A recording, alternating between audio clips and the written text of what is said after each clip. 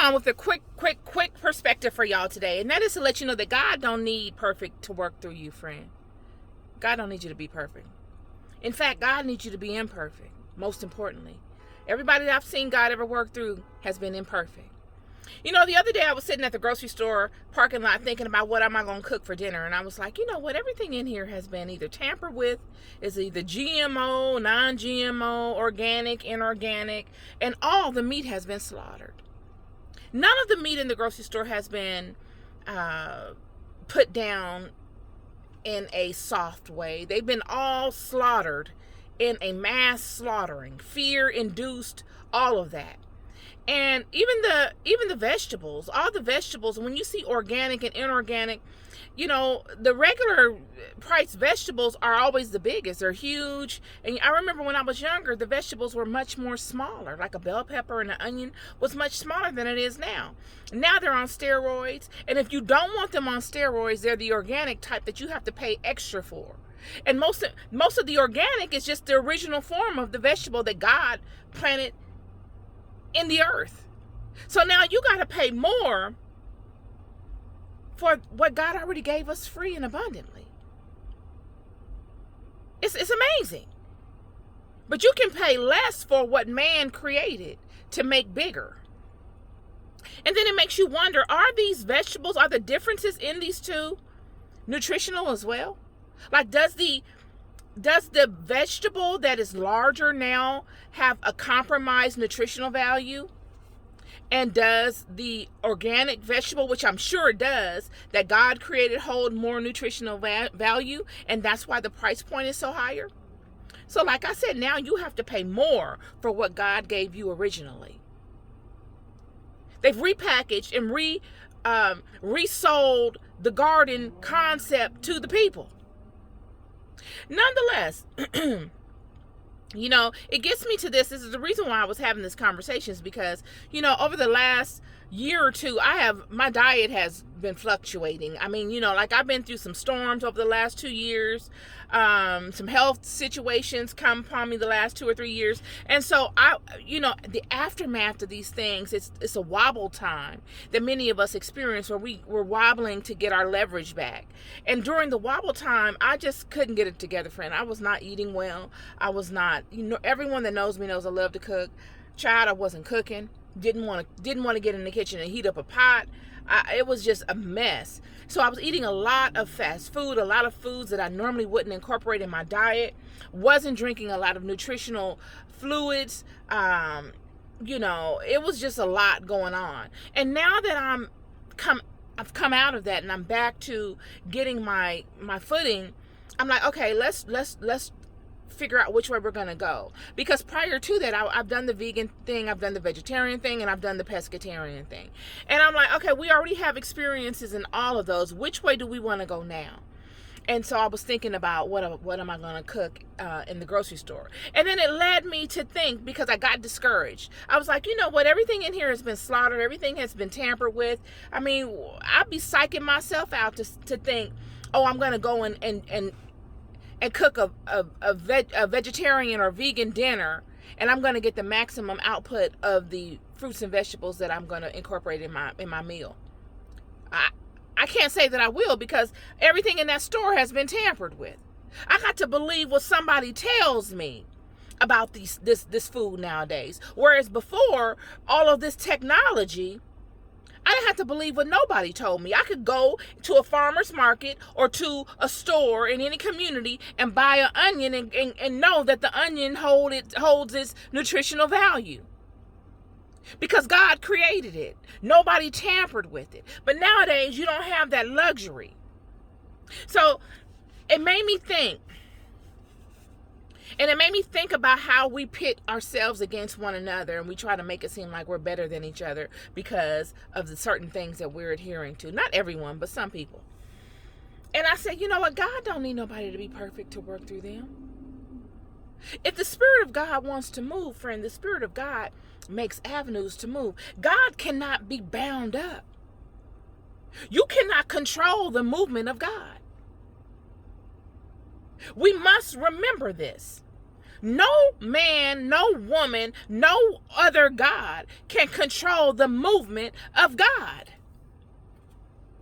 So it's great to align yourself to a healthy diet because of your own health reasons, to strengthen your own body and your mind and your spirit. It's good to do that. Well, let's just say to strengthen your body. But God is the one that strengthens the mind and the spirit, baby. Period. It ain't a fruit or a vegetable in this planet that can do for you what God can do for you. It goes back to David and the house of cedar. God said, I don't need this cedar. Thank you. I like the way you're thinking, but I don't need the cedar. I'm a God that resides in tents. I'm a valley God. I'm with you in the low places. I'm with you in your struggles. I'm the God that created the cedar. I'm the master that created the aspects of the cedar that you find relevant. I don't need no cedar. And it is the same God that has created all of these vegetables, all of the waters, all of the streams of this world that we drink abundantly from. Don't you know that there were many that have come before us that came through treacherous things, that were put in prisons, that were put in dungeons, that drank dirty water, that had to eat meat that was less than what they would have normally chosen because it was all they had, because they were being ridiculed and mocked by the nations. And the people amongst them that were jealous of them saw them in their state and made them eat these things because they were captives. Don't you know? Let's use the river Ganges in India. This is a sacred river. But if you look at it, you would think it was filthy. You would think it's filthy. You would be, I'm not putting my fingertip in that water. But those people gather and they go and they dip themselves in that water like it's nothing because they feel as though they are going to get a blessing from it.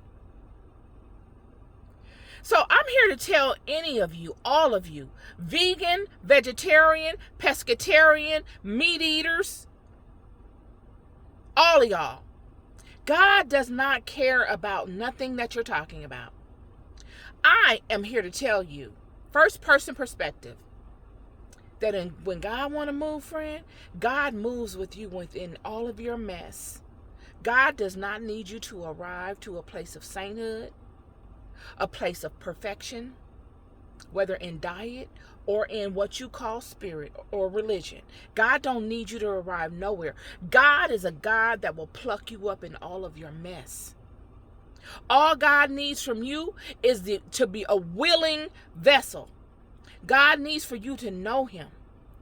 God needs for you to be willing to be active. You got to be action oriented, and not action oriented in the way that people want you to be. You must know the difference. God needs you to be action oriented so that when God puts a word in your spirit, you immediately act. Everything else God fine tunes. God will make a way. If you're not drinking enough water, and God needs you to drink that water to get God's will done, God will put you in a situation where you're going to start drinking more water. If God needs you to begin eating vegetables and plant-based foods, which I think are awesome, I think it's a beautiful thing, and I use it. I look to incorporate more of that in my diet. But even if you're not, if God needs you to do it, God will lead you to it. Period. And I want to end this on this. I want to just, I don't know if I'm going to end it on this, but I'm going to incorporate this. You know, I grew up in I went to a Yoruba-based school, a Moale Ujama in Pasadena, phenomenal school. It was a vegan diet-based school, so we incorporated that diet early in my life. And so I was surrounded by a lot of people that were hardcore vegans, and even after that. But I bring that up to say that a lot of people that are vegans suffer from the weirdest health issues. Why? Because, friend, it goes back to what I said also about the GMO and non-GMO. A lot of these vegetables that you see in this grocery store don't have a lot of nutritional content in them. Many people don't know that.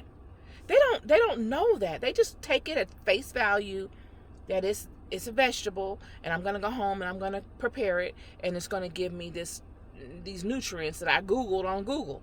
But it's not like that. I'm gonna use spinach as an example. You could eat spinach raw. You could eat spinach cooked. You could juice it. Whatever you do with it, you can't eat enough spinach a day to get the nutritional value that you need from spinach. You must pair spinach with something in order to maximize on its nutritional value. Because when the body digests it, it doesn't digest all the nutrients of it. Many of them are lost. And there are many other vegetables out there that work the same way. This whole vegan and vegetarian movement is really an alchemy-based movement. You must know what vegetables to pair with others to make the body fire off on all cylinders, for the body to be able to absorb all of the nutrients that it needs. You got to be somewhat of an alchemist. But they don't tell you this. Oh, just go on there. I had a yam. I'm having a yam for dinner, having a half a yam, and I'm gonna saute some mushrooms, and I got a little broccoli, or I'm gonna put a little spinach up there, or maybe I'll have asparagus. And what else could I have? Oh, I'll make me a little corn cake with that. It got you full, but did it really serve your body? Did it feed your body the nutrients that your body needs? Did it capture all of the nutrients that the food held? Did your body capture that? And even juicing. Juicing is great. I juice a lot. But even when I have juiced a lot. I'm going to start back. But even when I began juicing, like even when I'm juicing my ginger, because I do that often, I think, what was this ginger sprayed with? Like, should I try to peel off the skin? I went through the whole stage of peeling the skin off, and I'm like, this is ridiculous. Then I went through the whole stage of using various things to cleanse the ginger, and then I'm like, what do I trust the stuff I'm using to cleanse the ginger with? And is it actually working? Or am I just cold pressing this ginger along with all the pesticides and stuff that was sprayed on it and that are in the soil, and I'm just drinking this stuff? So I'm bringing all these things up to you guys to let you know that there is no one particular righteous path. There are many paths, but God is the owner of the path. All you need to know is that God is the owner of the path, because God don't own every path, friend. The first thing you need to know is that I'm on a path that God is the owner of. I'm doing the righteous thing, and I'm standing in alignment with God. And God will protect you, and God will cover you. You could spend all your days and nights worrying about this and worrying about that. That is not your role. You're doing too much. Your role is the vessel. Your role is to know the law of God and to align with it and let God figure the rest out. And if you make yourself useful to God, God will protect your paths, friend. And that's all I got for you today. Everything else is a lie. Everything else is a misconception. And everything else is something for you to worry about, for you to spin your wheels on. There is no better than or less than.